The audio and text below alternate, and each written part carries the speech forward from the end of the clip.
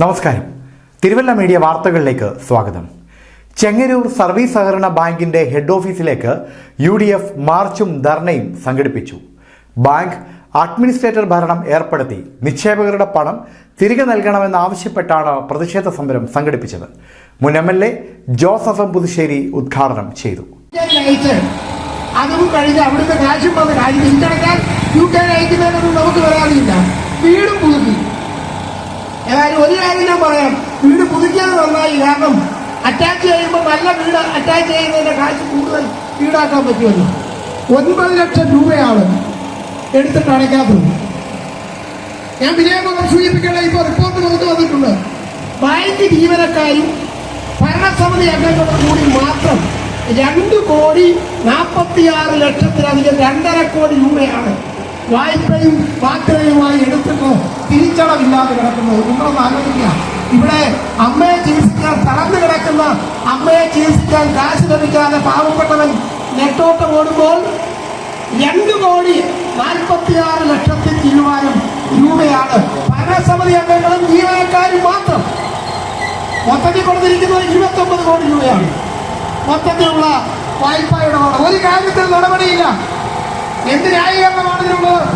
ഒരു ധനകാര്യ സ്ഥാപനം എന്നുള്ള നിലയിൽ ഫലപ്രദമായി പ്രവർത്തിക്കേണ്ട ധനകാര്യ സ്ഥാപനം ആ ചുമതല മറന്ന് എല്ലാവരും ലോൺ എടുത്തിരിക്കുകയാണ്. ഇപ്പോ തെരഞ്ഞെടുപ്പാണ്. തെരഞ്ഞെടുപ്പിന് സ്ഥാനാർത്ഥികളെ ഇപ്പം ഒരു ഗുണമുണ്ടായത് സ്ഥിരമായിട്ട് ഇവിടെ കുറ്റിയടിച്ചിരിക്കുന്ന ആളുകളായിരുന്നല്ലോ ഈ വെട്ടിപ്പെല്ലാം കൊടുത്തിരിക്കുന്നത്. അവർക്കിപ്പോൾ മത്സരിക്കാൻ വയ്യ. ഈ റിപ്പോർട്ടൊക്കെ പുറത്തു വന്നുകൊണ്ട് സാധ്യതയുള്ളതുകൊണ്ട് മത്സരിക്കാൻ വയ്യ. പുതിയ ആളുകളെ വെക്കുകയാണ്. ആ പുതിയ ആളുകളെ തീരുമാനിക്കുന്ന പാർട്ടിയുടെ ചുമതലക്കാരൻ 19 ലക്ഷം രൂപയാണ്. ഇവിടുത്തെ 19 ലക്ഷം രൂപ ലോൺ എടുത്തതിന് ശേഷം 5 പൈസ ഇതുവരെ അടച്ചിട്ടില്ല എന്ന് പറഞ്ഞാൽ അതിന്റെ അർത്ഥം എന്താ? ഇവന്റെയൊക്കെ അമ്മായിയപ്പന്മാര് സ്ത്രീധനം കൊടുത്ത് സ്വന്തമായിട്ട് അല്ല ഈ കാശുകൾ ഇങ്ങനെ വിനിയോഗിച്ച് ലോൺ എടുത്തേച്ച് കാശടക്കില്ല. നല്ല സൗകര്യമാണ്. എങ്ങനെയും ബാങ്കിൽ നിന്ന് ലോൺ എടുത്താൽ പിന്നെ ലോണിന്റെ കാശ് തിരിച്ചടക്കണ്ട. അതല്ല സ്ഥിതി. 19 ലക്ഷം രൂപ ആ മാന്യനടക്കം ഇരുന്ന് ഇപ്പൊ പുതിയ ഭരണസമിതിയെ തീരുമാനിക്കുക. ഇലക്ഷൻ മത്സരിക്കാനുള്ള പാനൽ തീരുമാനിക്കുന്ന മാന്യന് 19 ലക്ഷം രൂപ ഇവിടെ അടയ്ക്കാനുണ്ട്. വീട്ടിലെ അനിയനും ഭാര്യയും എല്ലാം കൂടെ ലോൺ എടുക്കുക. നല്ല കാര്യമല്ലേ? വേറൊരു വലിയ കാര്യം കൂടെ റിപ്പോർട്ട് വന്നിരിക്കുന്നത് ഇത് എങ്ങനെയാണ് കൊള്ളയടിച്ചത് എന്നുള്ളതിന്റെ തെളിവാണ്. ഒരേ വസ്തു ഈട് വെച്ച് 3 പ്രാവശ്യം ലോൺ എടുത്തിരിക്കുകയാണ്. റിപ്പോർട്ടിൽ പറഞ്ഞിരിക്കുക ഒരേ വസ്തു 3 തവണ ഒരേ വസ്തു വെച്ച് ലോൺ കൊടുത്തിരിക്കുകയാണ്.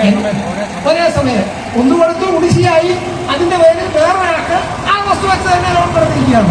ബാങ്ക് കൊടുത്തിട്ടേ ഉള്ളൂ. അതിശയം. പാവപ്പെട്ട ശാസ്ത്രജ്ഞരുള്ള റബ്ബറും വെട്ടി പാലും പശുവിനെ വളർത്തി മോളെ പഠിപ്പിക്കാൻ സ്വരൂപിച്ചുണ്ടാക്കി 6 ലക്ഷം രൂപ മോളെ പഠിപ്പിക്കാൻ ഇവിടെ കയറി ഇറങ്ങി നടക്കില്ല. കാശ് കിട്ടുന്നില്ല. ഇതാണ് സാധാരണക്കാരന്റെ സ്ഥിതി. അവസാനത്തും പെൻഷൻ പറ്റിയ ആളുകൾ, അധ്യാപകരടക്കം പെൻഷൻ പറ്റിയ ആളുകൾ മുഴുവൻ തുകയും ഇവിടെ കൊടുത്തിട്ടുണ്ട്. ഈ ബാങ്ക് ഭരണസമിതിക്ക് ദീർഘകാലം നേതൃത്വം കൊടുത്ത ബാങ്കിന്റെ പ്രസിഡന്റ് ആയിരുന്ന അടയ്ക്കാനുള്ളത് 51 ലക്ഷം രൂപയാണ്. നിങ്ങളൊന്ന് ആലോചിക്കുക. കുടിശ്ശിയായി കണക്കാക്കിയിരിക്കുന്നത് 51 ലക്ഷം രൂപ. നല്ല ഏർപ്പാടല്ലേ? അവരൊക്കെ തന്നെയാണ് ഈ 2-3 പ്രാവശ്യം ഒരു വസ്തു വെച്ച് ലോൺ കൊടുത്തിരിക്കുന്നത്. എന്ന് പറഞ്ഞാൽ ഒരു സൗജന്യം കൊടുത്തതല്ലല്ലോ. അങ്ങനെയൊക്കെ ലോൺ കൊടുക്കുമ്പോൾ കിട്ടേണ്ടതൊക്കെ കിട്ടിയിട്ടുണ്ട്. അങ്ങനെ കമ്മീഷന്റെ ആളാ നമുക്കറിയാം. കേരള കോൺഗ്രസ് ഉന്നതാധികാരി സമിതി അംഗം കുഞ്ഞുകോശി പോൾ, കോൺഗ്രസ് പ്രവർത്തക സമിതി അംഗം advocate Reji Thomas, Mathew Chamathil, Abi Mekkiringattu, Geetha Sreekumar, Cherian Mannanchery, DCC secretary Koshy P Zacharia, Reji Chacko, Susan Thomson, Gnanamani എന്നിവർ പ്രസംഗിച്ചു. News desk Thiruvalla media.